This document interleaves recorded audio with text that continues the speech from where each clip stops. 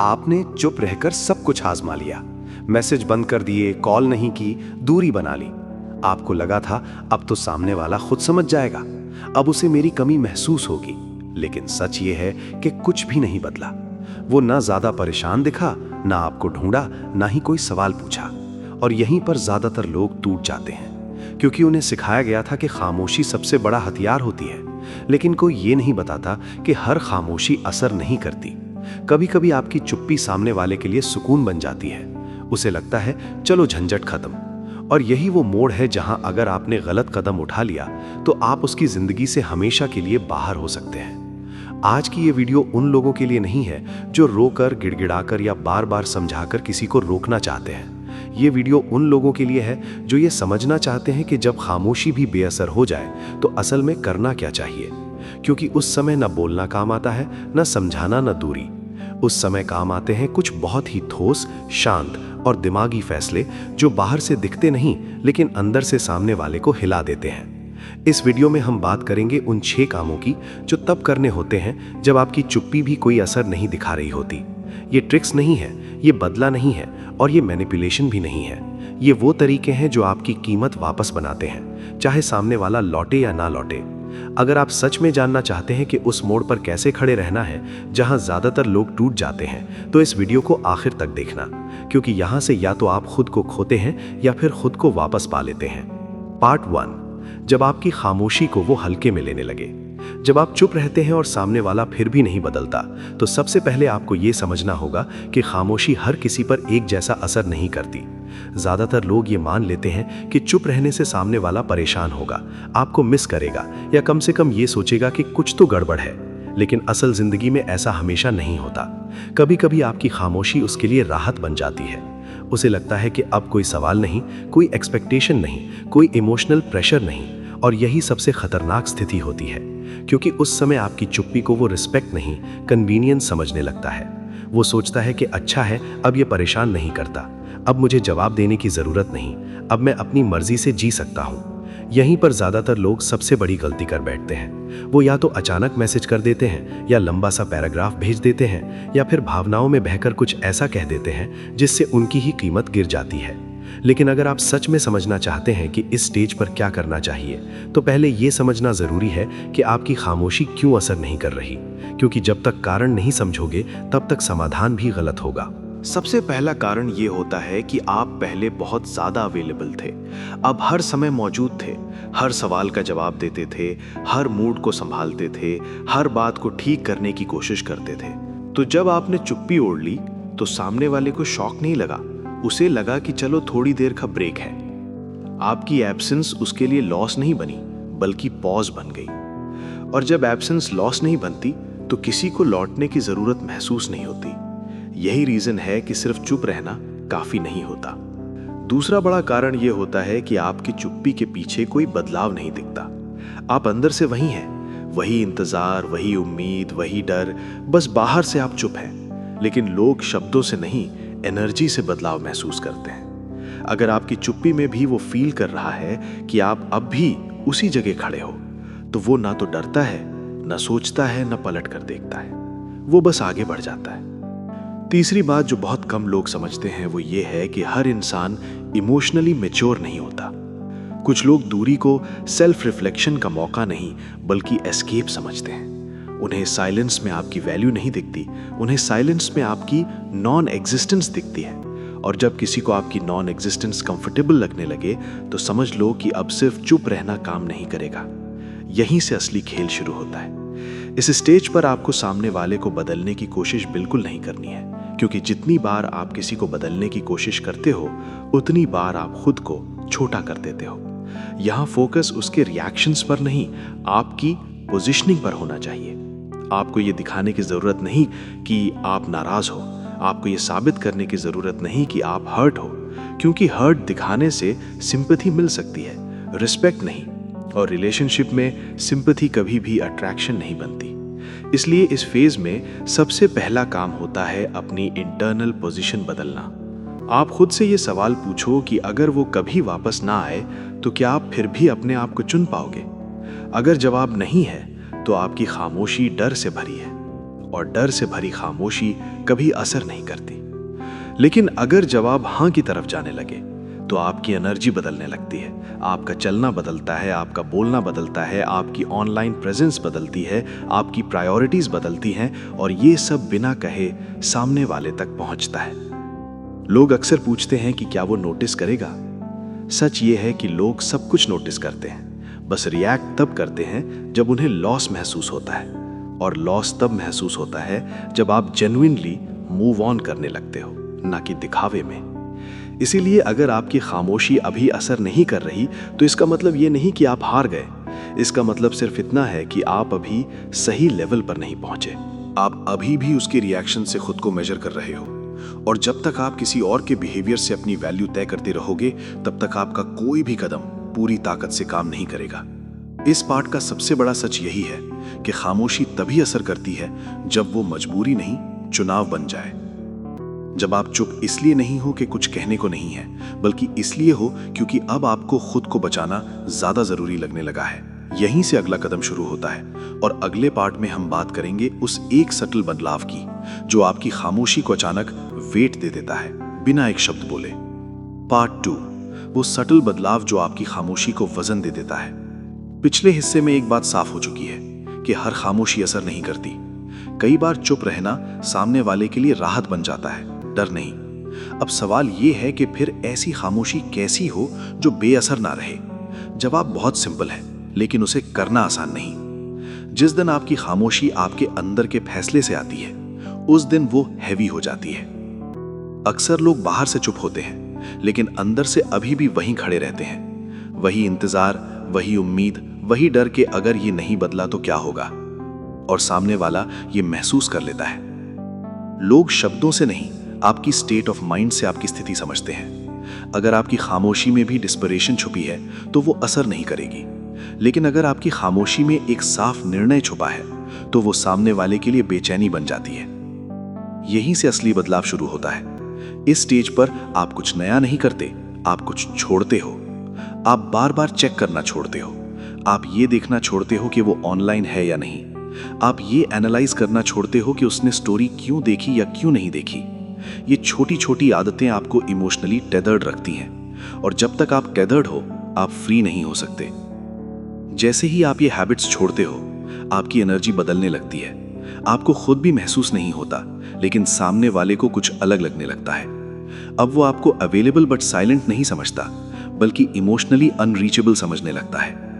और यही फर्क है। साइलेंस तब काम नहीं करती जब सामने वाला ये सोचे कि ये बस कुछ दिन की बात है। साइलेंस तब काम करती है जब सामने वाला ये फील करे कि ये अब उसी जगह पर नहीं है जहां मैं उसे छोड़कर गया था। इस स्टेज पर सबसे बड़ी गलती ये होती है कि लोग खुद को साबित करने लगते हैं। अचानक जिम की फोटोज, अचानक मोटिवेशन कोट्स, अचानक बेस्ट लाइफ दिखाना। ये सब चेंज नहीं है, ये रिएक्शन है, और रिएक्शन हमेशा दूसरे इंसान के कंट्रोल में होता है। अगर आपका चेंज उसे दिखाने के लिए है तो वो आपको फिर से पढ़ लेगा, लेकिन अगर आपका चेंज आपके लिए है तो वो उसे पढ़ नहीं पाएगा। यहीं पर आपकी खामोशी में एक नया एलिमेंट जुड़ जाता है, अनप्रिडिक्टेबिलिटी। अब उसे नहीं पता कि आप क्या सोच रहे हो, आप क्या प्लान कर रहे हो, आप इमोशनली कहां खड़े हो, और इंसान उसी चीज से डरता है जिसे वो समझ नहीं पाता। अब वो अपने बिहेवियर को दोबारा एनालाइज करने लगता है। वो सोचता है कि क्या मैंने जल्दी में फैसला ले लिया, क्या मैंने इसे हल्के में लिया, क्या ये सच में आगे बढ़ गया। ये सवाल तभी आते हैं जब सामने वाले को लगे कि आप जेन्युइनली शिफ्ट हो चुके हो, और ये शिफ्ट मैसेज से नहीं आती, साइलेंस से नहीं आती, ये आती है आपके इंटरनल अलाइनमेंट से। इस फेज में आपको एक बात खुद से साफ करनी होती है। अगर वो कभी वापस ना आए तो क्या आप फिर भी अपनी जिंदगी में आगे बढ़ सकते हो? अगर जवाब नहीं है तो अभी आपकी खामोशी पूरी तरह फ्री नहीं है, लेकिन अगर जवाब धीरे धीरे हाँ की तरफ जाता है तो आप सही डायरेक्शन में हो। और यही वो पॉइंट है जहां सामने वाला पहली बार डिस्कंफर्ट फील करता है, क्योंकि अब आप उसकी रिएक्शन से नहीं चल रहे। अब वो आपको एंकर नहीं कर पा रहा, अब वो आपको इमोशनल लूप में नहीं रख पा रहा, और यही उसे अंदर से हिला देता है। अब ध्यान से समझो, ये स्टेज इसलिए डेंजरस है क्योंकि यहीं ज्यादातर लोग टूट जाते हैं। उन्हें लगता है कि अब तो काफी टाइम हो गया, अब शायद कुछ कहना चाहिए, और यहीं पर पूरी प्रोसेस रीसेट हो जाती है। एक मैसेज, एक एक्सप्लेनेशन, एक इमोशनल आउटबर्स्ट और आप फिर उसी जगह पहुंच जाते हो। इसलिए इस फेज में सबसे जरूरी चीज है कंसिस्टेंसी। आप एक दिन स्ट्रांग नहीं बनते, आप रोज स्ट्रांग रहते हो। आप एक दिन मूव ऑन नहीं करते, आप रोज आगे बढ़ते हो। और ये डेली बिहेवियर आपकी साइलेंस को वेट देता है। अब वो साइलेंस एम्प्टी नहीं रहती, वो फिल्ड रहती है, filled with self respect, filled with direction, filled with choice. और यही साइलेंस सामने वाले के लिए सबसे अनकंफर्टेबल हो जाती है, क्योंकि अब वो ये नहीं कह सकता कि ये बस गुस्से में है, ये बस अटेंशन चाहता है। अब उसे एक्सेप्ट करना पड़ता है कि आप बदल चुके हो, और चेंज हमेशा लोगों को डराता है। इस पार्ट का कोर यही है। खामोशी तब असर करती है जब वो रिएक्शन नहीं, डिसीजन बन जाए। जब आप चुप इसलिए नहीं हो कि कुछ कहने को नहीं है, बल्कि इसलिए हो क्योंकि अब आप खुद के साथ खड़े हो। अगले पार्ट में हम उस मोमेंट की बात करेंगे जहां सामने वाला आपको टेस्ट करना शुरू करता है, और वहीं से ज्यादातर लोग गलती करते हैं। पार्ट 3, जब सामने वाला आपको परखना शुरू करता है, और यहीं ज्यादातर लोग हार जाते हैं। जब आपकी खामोशी में वजन आ जाता है, जब आपकी एनर्जी सच में बदल जाती है, तब सामने वाला चुप नहीं रहता। वो बैठकर ये नहीं सोचता कि चलो इसे जाने देता हूं। नहीं, वो पहले परखता है, क्योंकि इंसान जिस चीज पर पूरी तरह से कंट्रोल खोने वाला होता है, उसे छोड़ने से पहले एक बार जरूर चेक करता है। और यही वो स्टेज है जहां ज्यादातर लोग अपनी ही मेहनत बर्बाद कर देते हैं। सबसे पहले ये समझ लो कि ये परख कोई साफ सवाल नहीं होती। वो सीधे ये नहीं पूछेगा कि तुम अब क्या सोचते हो, क्या तुम मुझसे दूर जा चुके हो, क्योंकि ऐसा पूछने का मतलब है अपनी इनसिक्योरिटी दिखाना। इसलिए वो इनडायरेक्ट तरीके अपनाता है। कभी अचानक एक नॉर्मल सा मैसेज, ना ज्यादा इमोशन, ना ज्यादा मतलब, कैसे हो, सब ठीक, याद आया तो पूछ लिया। ये मैसेज देखने में हार्मलेस लगता है, लेकिन इसका मकसद बात करना नहीं होता। इसका मकसद होता है ये देखना कि आप कितनी जल्दी रिप्लाई देते हो, कितनी गर्मजोशी दिखाते हो, कितनी ईगर एनर्जी लेकर आते हो। अगर आप तुरंत रिप्लाई कर देते हो, लंबा मैसेज लिख देते हो, खुद ही कॉन्वर्सेशन बढ़ाने लगते हो, तो उसके दिमाग में एक ही बात बैठती है, ठीक है, ये अभी भी वही है, और यहीं पर उसका डर कम हो जाता है। दूसरा तरीका होता है पुरानी यादों को छेड़ना। वो कोई शेयर्ड मोमेंट उठाएगा, कोई अंदरूनी जोक, कोई ऐसा पल जिसमें आप दोनों इमोशनली क्लोज थे। याद है वो दिन, उस वक्त हम कितने अच्छे थे। ये तरीका बहुत डेंजरस होता है, क्योंकि ये सीधे आपके दिल को छूता है। अगर आप यहाँ भावनाओं में बह गए, पास्ट में चले गए, या उस क्लोजनेस को फिर से जीने लगे, तो आपने अनजाने में ये बता दिया कि आप मेंटली अभी भी पीछे हो। अब तीसरा तरीका आता है विक्टिम बनने का। वो अचानक बताएगा कि उसकी जिंदगी कितनी मुश्किल है, वो कितना अकेला है, उसके साथ कितना गलत हुआ है। इसका मकसद सिंपैथी पाना नहीं होता, इसका मकसद होता है आपके अंदर के केयर टेकर को जगाना।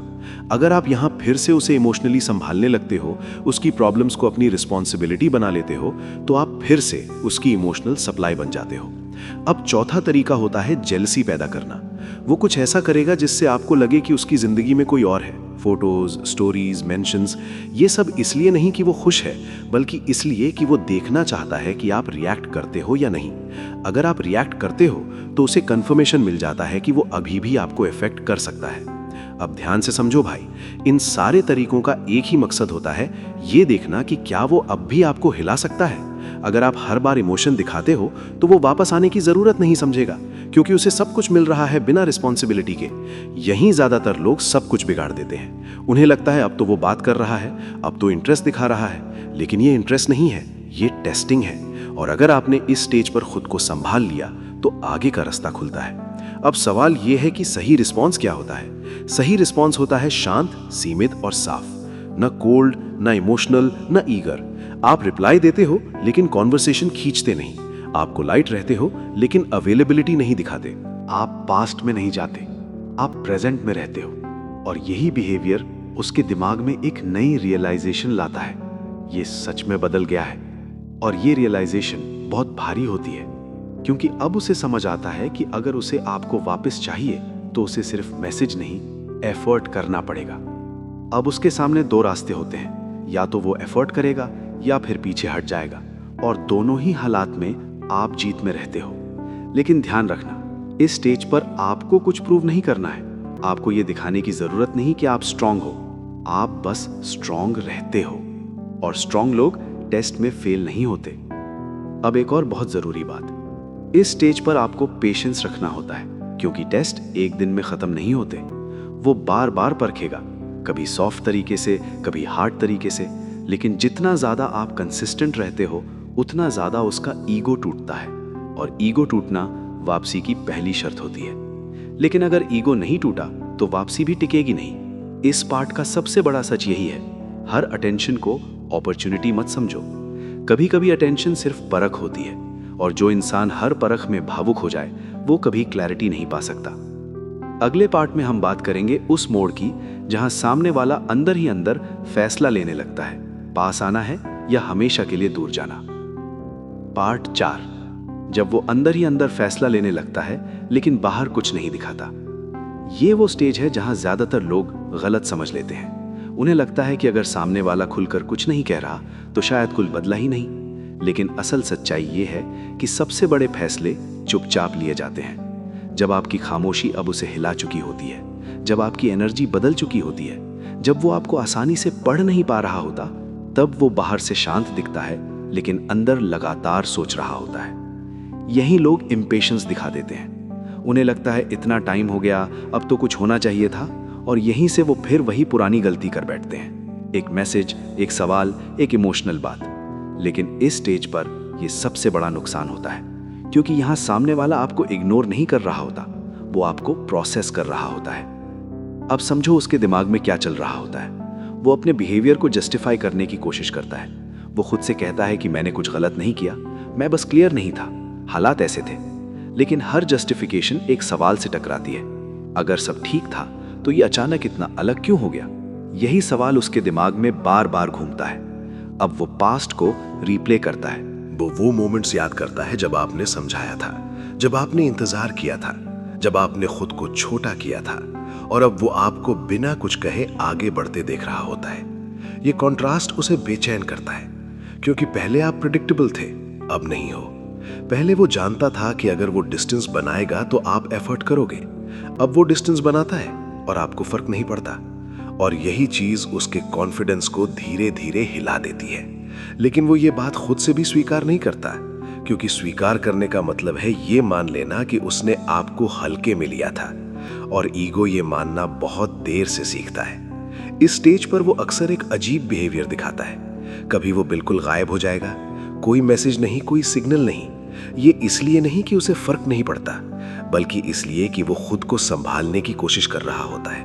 वो देखना चाहता है कि अगर वो पूरी तरह पीछे हट जाए तो क्या आप वापस आते हो। ये एक साइलेंट टेस्ट होता है, और अगर आप यहां भी शांत रहते हो तो उसके अंदर का डर और गहरा हो जाता है, क्योंकि अब उसे समझ आता है कि आप सिर्फ रिएक्ट नहीं कर रहे, आप मूव ऑन कर रहे हो। अब एक और चीज होती है, वो आपको दूसरों से कंपेयर करने लगता है। वो सोचता है क्या कोई और इसे वो दे रहा है जो मैं नहीं दे पाया, क्या ये अब किसी और के साथ ज्यादा खुश है। ये जेलसी नहीं होती, ये इनसिक्योरिटी होती है, और इनसिक्योरिटी तभी आती है जब इंसान को लगता है कि वो रिप्लेसेबल हो सकता है। अब तक वो सोचता था कि आप उसे छोड़ नहीं पाओगे, अब वो देख रहा है कि आप छोड़ चुके हो, कम से कम इमोशनली, और ये रियलाइजेशन बहुत भारी होती है। लेकिन फिर भी वो तुरंत सामने नहीं आता, क्योंकि अब उसके सामने एक बड़ा सवाल खड़ा है। अगर वो वापस आया तो उसे क्या बदलना पड़ेगा? उसे क्लैरिटी देनी पड़ेगी, उसे कमिटमेंट दिखानी पड़ेगी, उसे कंसिस्टेंसी निभानी पड़ेगी। और अगर वो वापस नहीं आया तो उसे ये मानना पड़ेगा कि उसने कुछ खो दिया। इसीलिए वो डीले करता है। डीले मतलब कंफ्यूजन नहीं, डीले मतलब डर। डर कि अगर वो आगे बढ़ा तो उसे रिस्पॉन्सिबिलिटी लेनी पड़ेगी। डर कि अगर उसने कुछ कहा और आपने मना कर दिया तो उसका ईगो टूट जाएगा। इस स्टेज पर आपका काम बहुत सिंपल है, लेकिन बहुत मुश्किल भी। आपको कुछ नहीं करना है, ना पुश, ना पुल, ना संकेत, ना सवाल। बस वही बने रहना है जो आप बन चुके हो, शांत, स्पष्ट, सेल्फ रिस्पेक्टिंग। क्योंकि इस पॉइंट पर आपका एक भी एक्स्ट्रा कदम पूरा बैलेंस बिगाड़ सकता है। बहुत लोग यहां खुद को मजबूत समझकर एक आखिरी मैसेज भेज देते हैं, बस क्लियर बता दो अब क्या चाहते हो। लेकिन ये सवाल इस स्टेज पर पूछे नहीं जाते, क्योंकि सवाल पूछने का मतलब है आप अभी भी जवाब के इंतजार में हो, और आप यहां इंतजार से बाहर निकल चुके हो। इस स्टेज का सबसे बड़ा सच यही है, जब सामने वाला बाहर से कुछ नहीं कर रहा होता तब वो अंदर सबसे ज्यादा सोच रहा होता है। और जो इंसान सोच रहा है वो अभी खेल में है, लेकिन जो इंसान बोलने लगता है वो अक्सर सिर्फ कंट्रोल वापस लेना चाहता है। इसलिए पेशेंस यहां सबसे बड़ा हथियार है, न इसलिए कि वो वापस आए, बल्कि इसलिए कि आप खुद को पीछे न धकेल दें। अगले और आखिरी पार्ट में हम उस पॉइंट की बात करेंगे जहां अब फर्क पड़ना बंद हो जाता है। चाहे वो आए या ना आए, आप जीत चुके होते हो। पार्ट 5, जब अब फर्क पड़ना बंद हो जाता है और यहीं से आप जीत जाते हो। ये आखिरी स्टेज सबसे अजीब होती है, क्योंकि बाहर से देखने पर कुछ खास नहीं बदला होता। वो शायद आया नहीं, वो शायद बोला नहीं, वो शायद अब भी उतना ही कंफ्यूजिंग है, लेकिन अंदर सब कुछ बदल चुका होता है। अब आप सुबह उठते हो तो सबसे पहला ख्याल उसका नहीं आता। अब आप फोन उठाते हो तो नोटिफिकेशंस चेक करने के लिए नहीं। अब आप दिन में अपनी जिंदगी के बारे में सोचते हो, अपने काम के बारे में, अपने फ्यूचर के बारे में। और यहीं आपको पहली बार यह एहसास होता है कि आप अब फंसे हुए नहीं हो। यह स्टेज इसलिए पावरफुल है क्योंकि यहां कोई ड्रामा नहीं होता, कोई विक्ट्री स्पीच नहीं होती, कोई रिवेंज नहीं होता, बस एक शांत क्लैरिटी होती है। अब आप ये फर्क नहीं पड़ता कि वो क्यों ऐसा था। अब आप ये एनालाइज नहीं करते कि उसने ऐसा क्यों किया, क्योंकि अब आपको जवाब मिल चुका होता है उसके एक्शन से। जो इंसान आपको लंबे समय तक कंफ्यूज रख सका, वो कभी आपको क्लैरिटी देने वाला था। और ये बात मान लेना दर्द देता है, लेकिन यही दर्द आपको आजाद भी करता है। अब आप ये नहीं सोचते कि अगर वो बदल जाता तो, अगर मैंने थोड़ा और इंतजार किया होता तो, क्योंकि अब आप समझ चुके हो कि इंतजार का कोई अंत नहीं था। अब अगर वो इंसान इस स्टेज पर वापस आता भी है तो कहानी पहले जैसी नहीं रहती। अब वो सेंटर में नहीं होता, अब आप होते हो। अब आप डिसाइड करते हो कि क्या आपको उस इंसान की कंफ्यूजन अपनी शांति से ज्यादा प्यारी है या नहीं। और ज्यादातर बार इस सवाल का जवाब नहीं होता है। और ये नहीं गुस्से से नहीं आता, ये नहीं सेल्फ रिस्पेक्ट से आता है। अब आप रिलेशनशिप्स को जरूरत नहीं बनाते, आप रिलेशनशिप्स को चॉइस बनाते हो। अगर कोई आपकी जिंदगी में आता है तो वो क्लैरिटी के साथ आता है, पूरी तरह आता है। और अगर नहीं आता तो आप उसे बीच में नहीं रहने देते, क्योंकि अब आप जान चुके हो कि बीच में रहना सबसे ज्यादा नुकसानदायक होता है। इस स्टेज पर आप खुद को ब्लेम नहीं करते, आप ये नहीं कहते मेरे में ही कुछ कमी थी। आप समझ चुके हो कि हर डिस्कनेक्ट आपकी गलती नहीं होता। कई बार लोग आपसे नहीं, खुद से भाग रहे होते हैं, और ऐसे लोग किसी के साथ भी क्लियर नहीं रह पाते। अब आपकी एनर्जी पूरी तरह बदल चुकी होती है। आप शांत हो लेकिन कमजोर नहीं, आप क्लियर हो लेकिन कठोर नहीं, आप खुले हो लेकिन अवेलेबल नहीं। और यही बैलेंस आपको इमोशनली स्ट्रांग बनाता है। अब सबसे इंटरेस्टिंग बात, इस स्टेज पर कई बार सामने वाला सच में वापस आता है, लेकिन अब उसकी वापसी आपकी जीत नहीं तय करती, क्योंकि अब आप पहले ही जीत चुके होते हो। आपने खुद को कंफ्यूजन से बाहर निकाल लिया, आपने अपनी कीमत फिर से महसूस कर ली, और जिसने ये सीख लिया उसके लिए कोई भी रिश्ता जिंदगी और मौत का सवाल नहीं रहता। अब आप अकेले भी ठीक हो, और अगर कोई आए तो वो आपकी जिंदगी बेहतर बनाने आए। यहीं पर ये पूरी जर्नी खत्म होती है, ना इसलिए कि वो बदल गया, बल्कि इसलिए कि आप बदल गए। पार्ट 6, जब आप सही जगह खड़े हो जाते हो और अब फर्क आना जरूरी नहीं रहता। ये आखिरी स्टेज सबसे अलग होती है। यहाँ कोई एक्साइटमेंट नहीं होती, कोई डर नहीं होता, कोई बेचैनी नहीं होती, बस एक शांत सी क्लैरिटी होती है। अब आप उस पॉइंट पर पहुंच चुके होते हो जहां आप ये सवाल पूछना बंद कर देते हो कि अब वो बदलेगा या नहीं, उसे फर्क पड़ेगा या नहीं, क्योंकि अब आप खुद बदल चुके होते हो। और यही सबसे बड़ा फर्क है। अब आप सुबह उठते हो तो सबसे पहले ये नहीं सोचते कि उसने कुछ किया या नहीं किया। आप फोन उठाते हो तो चेक करने के लिए नहीं, बल्कि अपने काम के लिए। ये बदलाव बाहर से छोटा लगता है, लेकिन अंदर से बहुत बड़ा होता है, क्योंकि अब आपकी जिंदगी किसी और की रिएक्शन पर नहीं चल रही। अब आप समझ चुके होते हो कि हर बार किसी के बदलने का इंतजार करना असल में खुद को रोकना होता है, और आपने खुद को रोकना बंद कर दिया है। इस स्टेज पर आपको यह भी साफ दिखने लगता है कि सामने वाला ऐसा क्यों था। आप उसे विलेन नहीं बनाते, आप उसे देवता भी नहीं बनाते। आप बस ये मान लेते हो कि वो क्लैरिटी देने के लायक इंसान नहीं था, और ये मान लेना आपको हल्का कर देता है। अब अगर वो इंसान इस स्टेज पर कुछ करता भी है, कोई मैसेज, कोई सिग्नल, कोई कोशिश, तो आप पैनिक नहीं करते, आप एक्साइटेड भी नहीं होते, आप बस ऑब्जर्व करते हो। आप देखते हो कि उसकी बातें कंसिस्टेंट है या नहीं, उसके एक्शंस मैच करते हैं या नहीं, वो क्लैरिटी दे रहा है या फिर वही पुराना कंफ्यूजन। और सबसे जरूरी बात, अब आप ये सब डर से नहीं देखते, चॉइस से देखते हो। अब आपके पास ऑप्शन होता है।